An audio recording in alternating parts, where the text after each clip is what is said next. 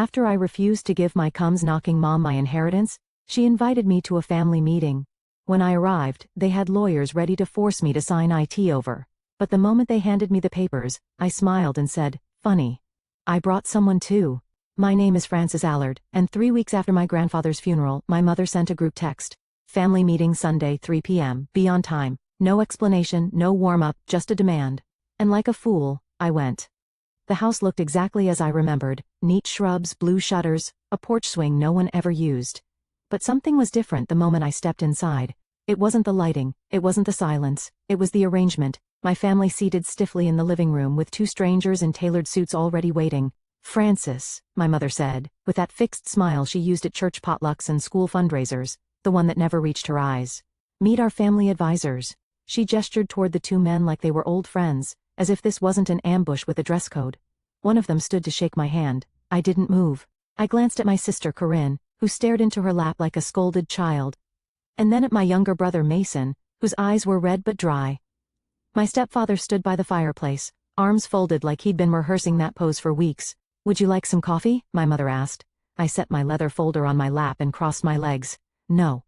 I'd like to know why I'm here." "Because we're family," she said, her voice syrupy and staged, "and your grandfather would have wanted us to work together."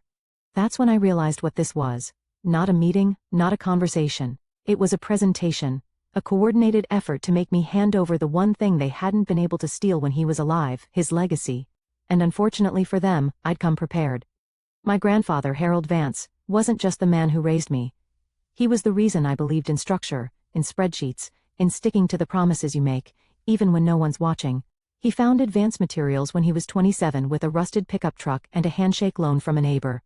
By the time I was born, it was a multi-state supplier of commercial-grade lumber, insulation, and concrete composites. Every contractor within 5 counties knew his name. As a child, while my sister begged for sparkly shoes and Mason played with train sets, I asked to visit the warehouse.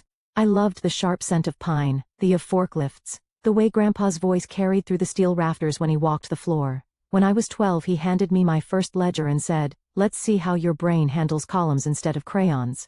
I was hooked. My mother, Denise, never understood it. She liked nice things, and she liked them fast. She once told me, "Your grandfather builds warehouses. I build a life." That life included 3 maxed-out credit cards, a leased Mercedes, and a revolving door of crisis purchases. Spa retreats labeled as emotional recovery, handbags bought on clearance, and charity galas for networking. The will was read 2 weeks after the funeral in a wood-paneled conference room that smelled of furniture polish and antique leather. My mother wore black silk and oversized sunglasses, like she'd stepped off the set of a low-budget soap opera. Corinne sniffled softly through the preamble. Mason just looked confused. The executor, Mr. Halbrook, kept a steady voice as he moved through the formalities: minor bequests, a scholarship donation to Grandpa's alma mater, a small trust for a retired employee. And then, to my granddaughter, Frances Claire Allard, "I leave the remainder of my estate, including, but not limited to, all remaining shares in Vance Materials, my personal investment accounts, real property holdings, and personal effects." The room froze. I felt it before I heard the reaction. "This is a joke," my mother spat, pushing her sunglasses up to her forehead. He must have been confused. "Read it again." "I've read it several times, Mrs. Vance," Halbrook replied, unfazed. "Your father was explicit." Corinne gasped like it was a line from a stage play. "He loved all of us. He wouldn't pick favorites." Mason didn't say a word. He just rubbed his hands together like he didn't know what to do with them. "This isn't happening," my mother whispered. But it was. In that moment, I wasn't just his granddaughter. I was the sole heir to everything Harold Vance had built from the ground up, and I wasn't ready. Later that day, in the parking lot, my mother approached me with calm poison in her voice. "Just sign everything over," she said. "I'll divide it fairly. I'll make sure everyone's cared for." I didn't answer, not because I was unsure, but because I needed to choose my words carefully. "I need time to think." She narrowed her eyes. "This isn't yours, Frances. It's ours. Family money. Family legacy." "That's not what Grandpa said." Her mask slipped. "He was manipulated. You spent too much time with him." "He wasn't well, but he had been." He'd updated the will 6 months before his death, fully lucid, fully intentional. I remembered the day well. He'd sat me down in his study and said, "They're going to hate this, but I built this for someone who understands what it cost me to make it. That person's not your mother." It wasn't a compliment. It was a burden, a responsibility, and it was now mine. The first message came that night. It was from Corinne. Please don't let this ruin everything. We're still your family. Then my mother, you'll understand once you have children of your own. Family comes first. Then Mason, a single word text at 1:43 a.m. Why? By morning my voicemail was full. Old friends of my mother, women I hadn't seen since the neighborhood bake sales in middle school. Francis, I'm heartbroken. Your mother always spoke so highly of you. This is such a disappointment. Disappointment. That word showed up a lot. What they didn't see, what they'd never cared to understand, was what Grandpa and I had actually built together. Not just a business relationship, but a bond forged in mutual respect. I didn't inherit it like a lottery. I earned it. One spreadsheet, one late-night phone call, one warehouse visit at a time. But none of that mattered in the court of family opinion. 2 days later, Mason showed up outside my apartment. No call. Just his hunched figure on the lobby security cam, hands jammed in his jacket pockets, looking like a kid who'd forgotten his homework. When I opened the door, he didn't step inside. I'm not here to argue, he said. Okay. He glanced up, his eyes bloodshot but focused. Mom's losing it. She's already calling realtors. Says she needs to refinance the house before you freeze the assets. I blinked. I haven't frozen anything. She doesn't believe that. Mason, I just wanted to warn you. She's planning something. Then he left, no hug, no handshake, just walked back down the hall like he wasn't sure if he belonged anywhere anymore. I closed the door and stood there, silent, not sad, not angry, just empty. It was beginning. That night, Liam, my boyfriend, and the only person who hadn't treated me like an ATM with a soul, brought takeout and held my hand while I stared blankly at my rice. I want you to meet someone, he said gently. Her name's Angela Dwyer. She's a probate lawyer, old friend from law school. She's not for a fight unless you need one. She's for protection. I didn't answer, but I nodded. The next morning, I called Angela. We met in a quiet office above a florist shop. No mahogany desks or intimidating glass walls, just plants, natural light, and someone who listened without interrupting. After hearing everything, she leaned back, fingers steepled. You're already in the middle of a coordinated pressure campaign, she said. Classic family guilt tactics, but based on the will and what you've told me, you're on firm legal ground. I don't want to fight them, I said. I just want it to stop. Then we prepare, she said, just in case. Document every message, every voicemail, every visit, and no signing anything, no matter what they call it. I agreed. It sounded simple until the next message arrived. It was a photo, my mother shopping for patio furniture. Retail therapy through grief, she captioned it. #self-care. That same day she texted me claiming she couldn't afford her utility bill, and that's when I started printing everything. The formal invitation arrived in the form of a text message from my mother. Sunday, 3 p.m. house. Let's resolve this. Bring your paperwork. No signature, no emoji, just a time-stamped grenade. Angela didn't like it. This feels like an ambush, she warned. It is, I replied. But I'm not walking in blind. She offered to come. I declined. I need to face them myself, but I want you waiting nearby. One text, she said, and I'll be at the door in 60 seconds. I arrived at exactly 2:59 p.m. The curtains were drawn, the porch smelled faintly of her perfume, which told me she'd been outside earlier, likely rehearsing. She opened the door before I could knock. Francis, she beamed, hair freshly styled, teeth glinting like a campaign poster. Right on time. Inside the living room was arranged like a deposition. Corinne sat on the edge of the couch, spine stiff, hands knotted in her lap, Mason beside her, eyes down. My stepfather hovered near the fireplace like a bouncer, and there they were, two suited men seated in the armchairs usually reserved for family, legal pads, briefcases, wedding bandans on their left hands, smiles too wide.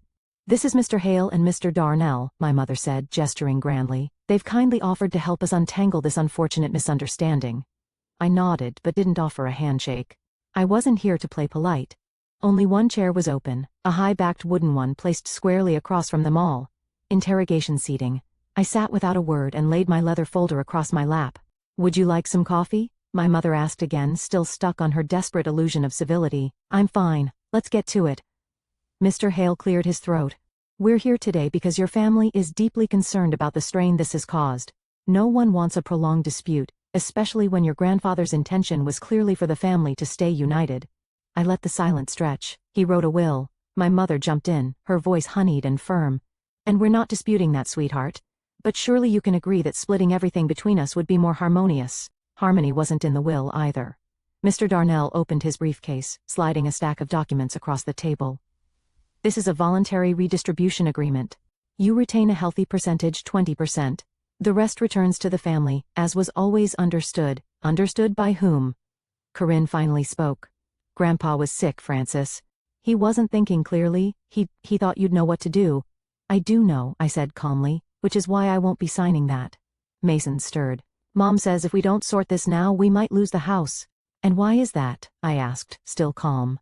Did someone take out a second mortgage again? My mother's expression cracked for a split second before snapping back into place. Francis, don't do this. Mr. Hale jumped in. It would be unfortunate if this moved to court. Claims of undue influence could muddy the estate's reputation. There it was, the threat, dressed up in legalese and polished leather. I placed my hand on the folder. Before I respond, I'd like to clarify one thing. I looked at Craig. 6 months ago, you mentioned to Grandpa's nurse that you'd already put a deposit on a property in Naples. Was that with inheritance money you hadn't yet received? His mouth opened, then closed. I have a recording, I continued, and a paper trail. My mother's smile vanished. I opened the folder and laid out one sheet, a printout from my grandfather's ledger. His handwriting. Loaned Denise $30,000. She said it was for Mason's college. Heard later it was a crisis cruise. Last time, then the next. A dated Instagram photo of her sipping champagne aboard a ship. Caption, deserved this. #blessed. I looked up at the two advisors. Still feel like drawing up paperwork today? They didn't answer. Neither did anyone else. My mother stood so suddenly, her chair scraped against the hardwood. You ungrateful little. I didn't flinch. I just slid another paper across the table. May 8th. You told Grandpa Rachel needed emergency dental surgery. He gave you $20. I glanced at Corinne. You were in Scottsdale that weekend. Spa package, right? I remember the monogrammed robe. Corinne went pale. Craig cursed under his breath. Francis, this is low, digging through a dead man's notes to twist his memory against his own family. He wasn't confused, I said. He was exhausted, and he kept records because he knew this would happen. I reached for the last item in my folder, a sealed envelope slightly worn, addressed in my grandfather's looping script for Francis, if they come for it. I didn't open it, I didn't need to. But the two men in suits were already shifting in their chairs, the confidence draining from their posture. Mr. Hale adjusted his tie. Miss Allard, we were told this would be a cooperative conversation. It was never going to be that. And you're not legal counsel, are you? Just pressure brokers. I turned to my mother. You didn't tell them I already retained a real lawyer, did you? She's in a car outside. One word from me and she's at the door. The two advisors stood up in near unison. We'll excuse ourselves, one muttered, snapping his briefcase shut. Mrs. Vance, we were unaware of any pending counsel representation. My mother's expression turned to stone. This isn't over, she hissed. Actually, I said standing, it is. I gathered my documents, slow and deliberate. I'm not signing anything. I won't enable your spending, and I won't let you rewrite the past just because the present no longer suits you. You owe us, I owe Grandpa, that's who I'm honoring. Then Mason stood. Everyone froze, even Craig. I didn't know, Mason said quietly, about the cruise or the spa, or that you used my name to take money from him. He looked at Mom. You said Francis was selfish, but you lied, about everything. Mason, sit down, she snapped. No. The word hit like a bell. He turned to me. Can I come with you? I nodded. Let's go. Craig stepped forward, chest puffed. You little. I raised my phone. This conversation's been recorded. He stopped cold. We left in silence, passing the stunned faces of a family that had always assumed I'd bend. Not this time. Angela was already out of her car when we stepped onto the driveway. You okay? She asked, eyeing Mason. He's with me, I said, and we're done here. Behind us the door slammed so hard the porch light flickered, but for once I didn't look back. Mason didn't speak much on the ride back. He sat in the passenger seat staring straight ahead, his fingers occasionally tightening around the seatbelt. When we reached my apartment, he followed me inside without asking if he could stay. He already knew. You're on the couch, I said. It folds out. Sheets are clean. He nodded. Thanks. We didn't talk about what happened. Not that night. We just sat in the quiet. I made tea. He drank it. I scrolled through emails. He stared at the ceiling. The silence wasn't heavy. It was healing. By morning I had a plan. I returned to Grandpa's house, the one I now legally owned, but hadn't touched since the funeral. I unlocked the front door, the air stale with memory and dust. I went straight to his study. The smell of old paper, cedar, and coffee grounds still lingered. His desk was exactly as he left it. I opened the center drawer and found the journal. Flipping through its pages, I saw everything. Dates, numbers, names, annotations in his sharp, unfussy handwriting, and a new note I'd missed the first time scribbled in the margin near the back. Francis has what Denise never learned: restraint, clarity. If she chooses to lead, this business may survive me. If she chooses to love, it may outlive us both. I sat there a long time just breathing. That afternoon I met Angela for lunch and showed her the journal. She helped me file it as supplementary evidence with the probate court, sealing any loophole that might be exploited later. We also drafted the paperwork for a small educational trust in Mason's name, just enough to support his degree without tying him to anyone's leash.